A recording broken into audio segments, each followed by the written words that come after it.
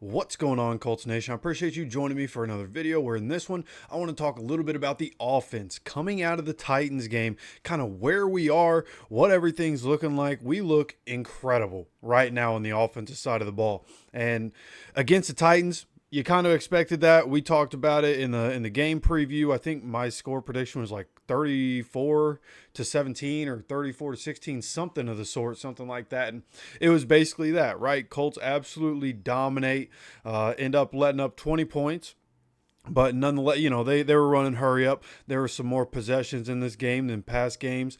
And, of course, the defense isn't perfect. We'll talk about the defense. But talking about the offense and where we are, I want to start going over that because through the first three games, right now the Colts are averaging 34 points a game. That is ridiculous, first of all. But also, you just look at what we're doing. Daniel Jones and the Colts have now scored 103 points in the first three games, right? And when you look at that, that is more points than any Indianapolis era has ever scored through the first three games, right? So good note here. No Indianapolis Colts era has ever done that. Three Peyton Manning-led teams got to 100, but they never eclipsed 101. So Daniel Jones, Jonathan Taylor, and this Colts offense are historically good to start the season. 103 points over the first 3 weeks.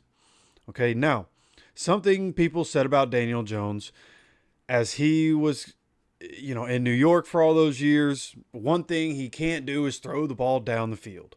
Well, through the first couple weeks, and if you see me look up, just know I currently have the Broncos and Chargers on. It's 2020 coming up to 2-minute warning. I might be paying a little bit of attention to that. But as I sit here right now, Daniel Jones, through the first 3 weeks, his yards per attempt is still at 9.3. Right, and I thought this was an interesting stat. PFF put this graphic out. Daniel Jones on 10-plus yard throws just in week 3, just against the Titans. 7 for 9, 130 yards, and a touchdown, 155.8 rating. That's almost perfect, right? So and when you look at the 7 of 9, of course, one of those was to throw to Alec Pierce. If Alec Pierce doesn't come down as hard as he does, he was pretty much concussed. You could see the replay in the slow-mo where he caught it initially and then hits his head, and as he's rolling over, like loses control. That's because he was out. He was out with his eyes open. You could see in his eyes that there was nothing there. Right. So unfortunate for Alec. Hopefully we can get him back. He's in the concussion protocol. We'll see what happens. He has a week. We play the Rams next. That's a huge matchup. A lot to talk about going into that one. Because this is, as of right now, two of the best teams in the league matching up in week 4. And Rams just had to play another one of the best teams in the league playing the Eagles in a crazy loss. But nonetheless, Daniel Jones throwing 10-plus yards down the field against the Titans was very successful. If that throw to Alec Pierce had counted, then he would have been 8 for 9 with 100. It was like 172 yards. I think that was going to be a 42-yard completion. So rating would have been even better. 158.3 is the max, and he was at 155.8. So shout out to all the people that said he couldn't throw down the field. I tried to tell people for years that Daniel Jones could do it, that Daniel Jones could be a guy. You just have to protect him. Get an offensive line in front of Daniel Jones and Saquon Barkley, and I promise the Giants' offense would have been better. And they just refused to do that, right? They didn't build the team around the quarterback. All they did was get a quarterback and a running back and thought everything would work. And Daniel Jones is showing right now. I think this is the perfect case study for a lot of teams. Like, yeah, you can have a star at quarterback. You can have a star at running back. You can have all the guys you want at receiver. It doesn't matter who you bring in if you can't hold up in the trenches. This is going to – what the Colts are doing is probably going to change strategies for a lot of different teams in the NFL and how they're trying to build their teams. The price for linemen – I could definitely see the price for linemen going up because of what people are seeing with the success of Daniel Jones and the Colts, right? And of course, that might be a biased take because I'm a Colts fan, but really, I mean, just seeing everybody talk about it, like it seems possible that it could have a lot of weight on what you see throughout the NFL, right? And a nice little nugget here from Kent Sterling is that we have scored in every single quarter. Now through 3 weeks, the Colts have scored at least 3 points in every single quarter this year. Okay, now through 3 weeks, what are we looking at with Jonathan Taylor? Jonathan Taylor has 60 carries for 338 yards, 3 rushing touchdowns, got all of his rushing touchdowns in one game. And then you have 8 catches for 55 yards and a receiving touchdown. So for all intents and purposes, right now putting up MVP-like numbers from the running back position through 3 weeks. And then you look at Daniel Jones through 3 weeks, also putting up MVP-like numbers, whereas 860 passing yards, 3 passing touchdowns, 74% completion percentage, 113.5 quarterback rating for whatever you want to make of a quarterback rating, 55 rushing yards, and 3 rushing touchdowns. So 6 total touchdowns for DJ, 860 passing yards. Really just our offense is incredibly complete right now, right? Jonathan Taylor, in just this game against the Titans, we couldn't really get anything going through the run game in the first half against the Titans. I think Jonathan Taylor had 28 yards in the first half, if I'm not mistaken, and then ends up 20 touches, 118 total yards, over 100 rushing yards, 3 rushing touchdowns, and if you're a fantasy football player, 32.8 points in terms of PPR scoring. Then Zach Kiefer, the Colts offense is averaging 34 points per game, 425.3 yards per game. Just absolutely ridiculous numbers right now. And I thought Zach Hicks made a really good point where the Colts offense is insane. Daniel Jones in this Colts offense in the first half of every game, Daniel Jones is getting a lot of his numbers in the first half. Right, we're coming out, we're ripping it, we're throwing in the first half, and getting Jonathan Taylor some work in the first half, and then coming out in the second half, and that's where Jonathan Taylor's getting a bulk of his work, and then Daniel Jones is working off of that through the play action and what teams have to do to try to stop Jonathan Taylor. So overall, just a complete attack from first half to second half. I thought realistically against the Titans, it was maybe, if you want to call it, the worst that the Colts offense looked, and we put up 41 points. And Kenny Moore, of course, was 7 of that, so still put up 34 points as an offense. So, again, completely just all around, just being as balanced as we are on offense. It's like everything I've tried to tell people for so long is finally happening. Like, hey, we have everything we need. And people always in the comments like, no, Chris Ballard is trash. His team isn't good and da-da-da-da and da-da-da-da. Like, dude, I've tried to tell people for years, like, this team is built. You just need a quarterback that won't lose you games, right? And that's what we have right now. Now, before we get on to some of the stuff from passing, rushing, and receiving that I want to go over, I thought this was an interesting little clip. Michael Pittman Jr., in part of his media after the game, he was asked, and actually I haven't seen exactly what he was asked by. I just know that this is what he said. There's a quote here from him, says, quote, "Saw it on the pregame intros. They look they kind of looked a little sluggish.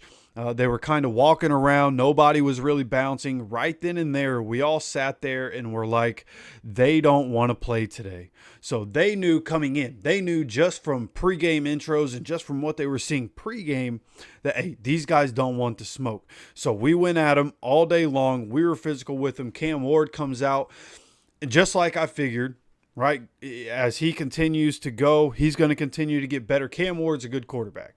If they actually build this team around Cam Ward, the Titans are going to be a problem for a while. But as of right now, and as it sits right now, Titans not a very good team, and we came out and we punished them from start to finish, dominated from start to finish. Third play of the game, Kenny Moore gets the pick six, and we did not slow down. Now, the first half play calling, maybe not the best from Shane that we've seen this year. Second half was much better. What we saw in the second half was really good. I thought the commentators did a good job of recognizing that we were doing a lot of bootlegs, a lot of rollouts, and I thought that was probably to get away from Jeffrey Simmons. Jeffrey Simmons is incredible. Okay, for all the trash we talk about division rivals, Jeffrey Simmons is an incredible football player. Okay, so to do all the rollouts and to make sure that Jeffrey Simmons isn't costing us the game, I thought it was a good plan. I thought it was a great plan of attack. Coming out, especially in the second half, a lot of those rollouts and a lot of those bootlegs on play actions, right, just to hit Michael Pittman Jr. or Tyler Warren or Jonathan Taylor on quick dump downs. I thought it was a good plan of attack, keeping ourselves away from Jeffrey Simmons. And then in the second half, instead of running to the right side like we were doing in the first half, we start running to the left behind Big Q, and it works, right? And of course, there was the play where Tyler Warren lines up at fullback, and as soon as he lined up at fullback, I remember I was on the stream. I said something about like Tyler Warren's at fullback, and I had a good feeling about what was going to happen. And the play happens, and I immediately see Tyler Warren go and create a block on a linebacker, and was like, "Yeah, that's it." And then Jonathan Taylor does the rest, right? Makes one guy miss, spins off another guy and breaks a tackle. Then he breaks another tackle, and then as he's running, Pitt helps him by shoving somebody away. And Jonathan Taylor, incredible 46-yard touchdown run to really kind of cap off the day. After that point, it was really all Colts. I think after that, maybe the Titans went down and scored another touchdown, but at that point, it really didn't matter. So what we're looking at here to finish this one up, Daniel Jones is number 2 in passing yards so far this season with 816. The only person in front of him is Geno Smith. Geno Smith has 831, which is 15 more yards. Yards per attempt, though, is at 7.8. He has 16 more attempts than Daniel Jones does. So he's thrown the ball 16 more times, only has 15 more yards, right? He only has 1 more touchdown and 4 more interceptions as well. So just an incredible job. And as I sit here and look, the only other quarterbacks with no interceptions, Josh Allen, 5 touchdowns, no interceptions on 755 yards. Baker Mayfield, who's having an incredible year right now, 615 yards, 6 touchdowns, no interceptions.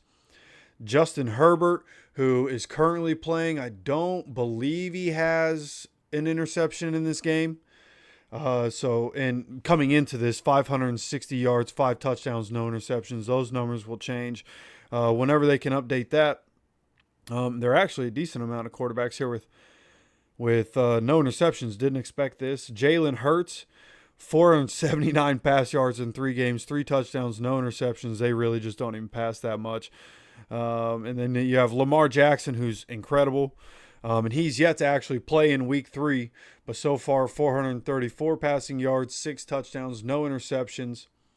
Jaden Daniels, who didn't play this week, 433, 3 touchdowns, no interceptions. Spencer Rattler, as much as the Seahawks are winning by, I would assume he probably threw an interception, but I really have no idea. I wasn't paying attention to that game. So DJ, for where he's at, again, 816 yards on 88 attempts. That's kind of ridiculous. Being at 9.3 yards per attempt is kind of ridiculous. 3 touchdowns, no interceptions. And then for Jonathan Taylor, he has 60 rushing attempts, 338 yards, 3 touchdowns, 2 runs of 20 plus as the Chargers put a field goal up to beat the Broncos. Chargers moved to 3-0, stay unbeaten. Chargers moved to Broncos moved to 1-2 as I'm sitting here recording this video. But we have Jonathan Taylor again leading the league in rushing yards. And really the people left to play, like Derrick Henry could go nuclear at any time. So there's a possibility he gets there. He's at 192. Jonathan Taylor's at 338. So totally possible that Derrick Henry gets there, but we'll see what happens there. But nobody else that's left to play can really even get close to touch where Jonathan Taylor's at. So he should, by all account, leave week 3 as the leading rusher, so doing a great job there. And then in terms of receiving, right, you have Puka Nacua, who's just above everybody else. 29 catches, 333 yards. Crazy he has all that, but has 0 touchdowns. I don't even know how that's possible. Even though I do believe he has the jet sweep for a touchdown. So probably a rushing touchdown in there, but no receiving touchdowns for him. But then when you look down at it, like, we don't have a top 10 in terms of receiving yards receiver. But I thought it was interesting. We have them. I got a couple guys pretty close. Let's see. 1, 2, 3, 4, 5, 6, 7, 8, 9, 10, 11, 12, 13, 14. So number 15 and number 16 on this list. Michael Pittman Jr. at 16 catches, 193, 2 touchdowns. Tyler Warren, 14 catches, 193, and 0 touchdowns. So both of those guys at 193. And then you move just a couple guys down. You have Alec Pierce, who just continues to have a ridiculous average. Again, wish he would have been able to not be concussed and lose track of that ball. But nonetheless, 9 catches, 171. If he catches that one, he's at 10 catches for over, what would that be? Over 210. It would have been about 213, I believe, is what it would have been at with a 42-yard catch. But 9 for 171. So, like, again, a balanced attack. Like, we don't have a number one receiver that's getting, 10 catches a game like Puka Nacua and getting 100 yards a game like Puka Nacua. We have guys that are week in and week out getting the ball, making a difference, getting first downs. Now, some of the impressive numbers here from what I was looking at are the first down percentage. And let me make sure I'm looking at the right thing here. Okay, so the first down percentage for Michael Pittman Jr. is 68.8. First down percentage for Tyler Warren, 71.4. And then for Alec Pierce, 77.8. So when I talk about efficiency, that's what I mean. Like, and then, I mean, even Jonathan Taylor on his runs, right? Running backs get the ball more, so the rushing first down percentage is going to be lower. But for Jonathan Taylor, on 60 rushing attempts, 21.7% of the time he's running for a first down. So, I mean, just incredible stuff what the offense is doing right now. Went into Tennessee and handled business the way we were supposed to. Like, great teams are supposed to beat the hell out of bad teams. And that's what the Colts came out and did in week 1 and in week 3. In week 2, we had a tough matchup against the Broncos defense, but we came out with the W, escaped with the win. Now we have another road game, right? We won our first road game of the year. Now we're going to LA. We're going to play one of the best teams in the NFL. Okay, the Rams, even coming off a loss, one of the best teams in the NFL. The team that I thought coming into the year would be the best defense in the NFL. So we're going to have our hands full. The offensive line for sure going to have their hands full with that front. It's going to be a big game, right? This is one where, and at this point, it's not even hyperbole. Like, you talk about how good the Colts have been. It's not perfect. No team has been perfect this year, right? Everybody has a weakness somewhere. But for what we've seen so far from the Colts offense, we're going to be incredibly difficult to stop. So if we can go into LA, we can go against the Rams, and we can have a really good game on offense again, and we can put up points again. Hopefully, defense can be able to, they're going to have their hands full with it. We got Matthew Stafford throwing to Puka Nacua and Devontae Adams, right? They also have Tyler Higbee and Kyron Williams. They got weapons over there, right? This is a battle of two really high-powered teams, potential Super Bowl matchup. No hyperbole. At this point in the season, we are very early, but as it sits right now, how both these teams look, potential Super Bowl matchup.